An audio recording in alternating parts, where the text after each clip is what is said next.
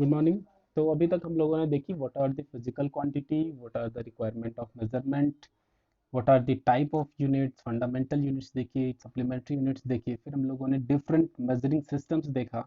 ठीक है, हम लोगों ने डिफरेंट मेजरिंग सिस्टम्स में हम लोगों ने एसआई यूनिट्स देखा, एफ पी एस सिस्टम्स देखा, ठीक है, सी जी एस सिस्टम्स देखा, और फिर हम लोगों ने देखी कि एक दूसरे में कैसे इसको कन्वर्ट करते हैं। ठीक है, अब इसके बाद जो हमारा नेक्स्ट टॉपिक है वो है हमारा डायमेंशन एंड डायमेंशनल एनालिसिस।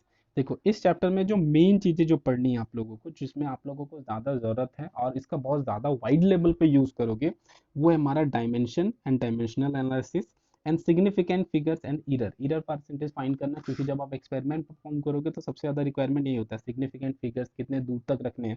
क्योंकि जब एक्सपेरिमेंट परफॉर्म करोगे तो आपका जो ऑब्जर्वेशन आएगा वो लाइक 10.23473 8 आ रहा है। तो अभी इतना लंबा तो बार बार नहीं लिख सकते हो, तो कितना दूर तक सिग्निफिकेंट फिगर्स तक रखनी है, और उस सिग्निफिकेंट फिगर्स को रखने से ईरर परसेंटेज कितनी आने की चांसेस है। ठीक है, कितना ईरर अकर होगा, ये सारी चीजें नेक्स्ट जो हमारी टॉपिक होगी उस पर होगी।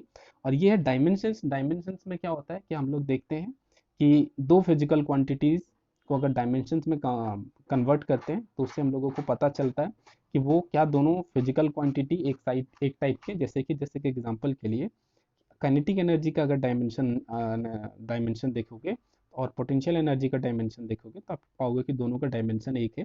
तो इससे हम लोगों को कुछ एक आइडिया मिलता है कि हो सकता है कि दोनों का ओरिजिन एक ही जगह से हो। ठीक है, तो और दूसरी चीजें क्या होती है, इससे हम लोग किसी अननोन फिजिकल क्वांटिटी का भी, ठीक है, अननोन फिजिकल क्वांटिटी का भी यूनिट निकाल सकते हैं, डायमेंशन निकाल सकते हैं। तो चलिए शुरू करते हैं, व्हाट इज द डायमेंशन। पहला क्वेश्चन तुम्हारा यही होगा कि डायमेंशन क्या है। ठीक है, तो फर्स्ट क्वेश्चन है dimension of a physical quantity, what is the dimension. तो डायमेंशन देखो ध्यान से, the dimension is number of times a fundamental quantity is contained in the given derived physical quantity is known as dimension. क्या बोला जा रहा है कि मान लो कि कोई डिराइव्ड फिजिकल क्वांटिटी है मीटर पर सेकेंड। तो वो क्या कह रहा है कि इस डिराइव यूनिट में जो फंडामेंटल यूनिट्स यूज हुए हैं वो कितने नंबर ऑफ टाइम्स यूज किए गए हैं। तो यहाँ के टर्म में देखो, ठीक है, तो मीटर और सेकेंड, मीटर कितना है हमारा एक, सेकेंड कितना है हमारा एक, तो कितने नंबर ऑफ टाइम्स यूज किए गए, दोनों के दोनों एक। ठीक है, तो इस टाइप के एक्सप्रेशंस पे लिखने को हम लोग कहते हैं डायमेंशंस लिखना। ठीक है, और वही उसका डायमेंशंस होता है। किसी भी डिराइव्ड फिजिकल क्वांटिटी को कितने नंबर ऑफ फंडामेंटल्स यूनिट्स उसमें यूज किए गए उस फॉर्मेट पे लिखने को हम लोग क्या कहते हैं, डायमेंशन।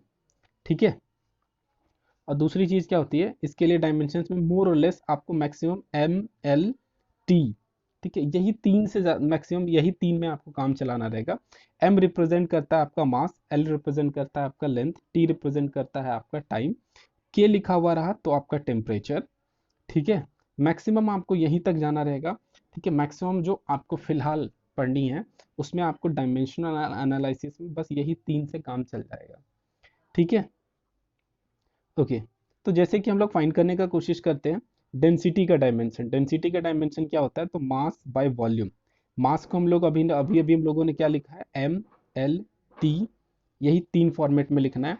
तो मास है, तो क्या मास का कितना यूनिट होता है यूज मास में, एक यूनिट होता है। वॉल्यूम है, वॉल्यूम में हम लोग याद करो कितने यूनिट्स होते हैं, length into breadth into height, यानी एक लेंथ, दो लेंथ, तीन लेंथ, यानी टोटल कितने लेंथ यूज हो रहे हैं, थ्री लेंथ यूज हो रहे हैं।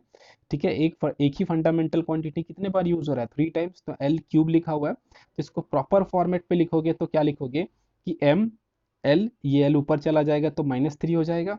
ठीक है, एल पे पावर -3 और टी पे पावर 0।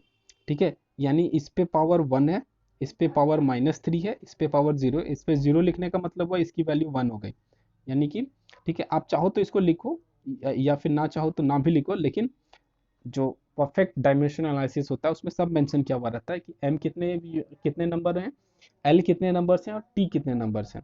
तो यहाँ टी का एक भी नंबर नहीं है, लेंथ का हमारा 3 नंबर से, मास का हमारा 1 यूनिट है। तो इस प्रॉपर फॉर्मेट पे लिखने को हम लोग डायमेंशन कहते हैं।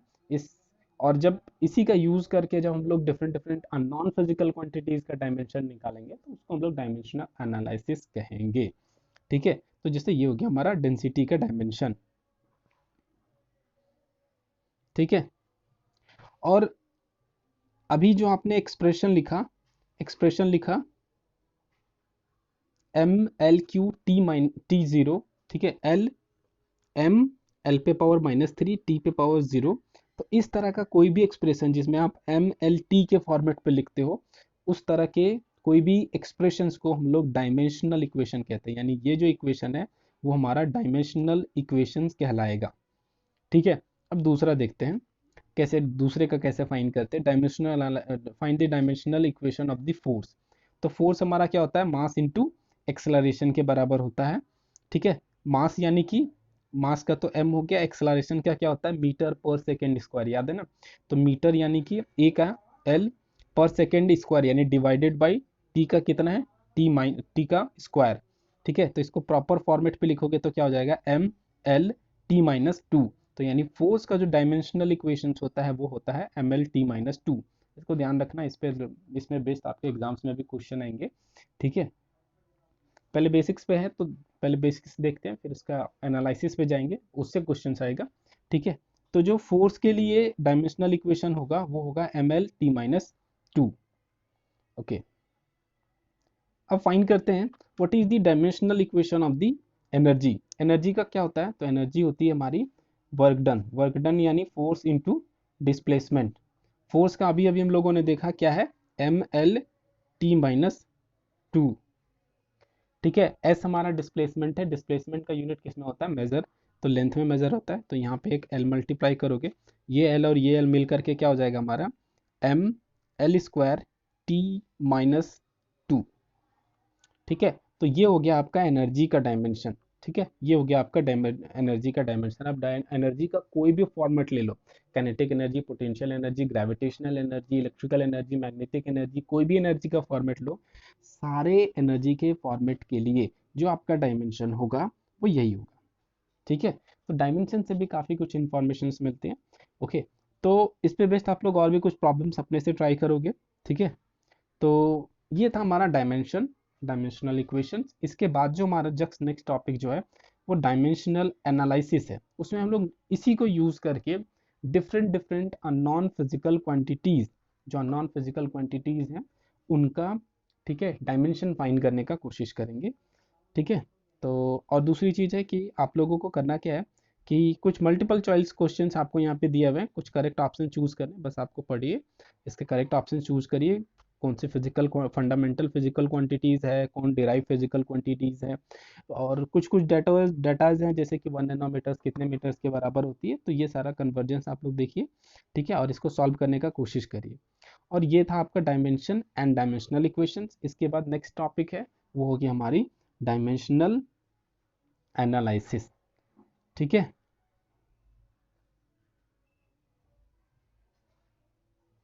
ओके, नेक्स्ट क्लास में पढ़ते हैं अब आगे।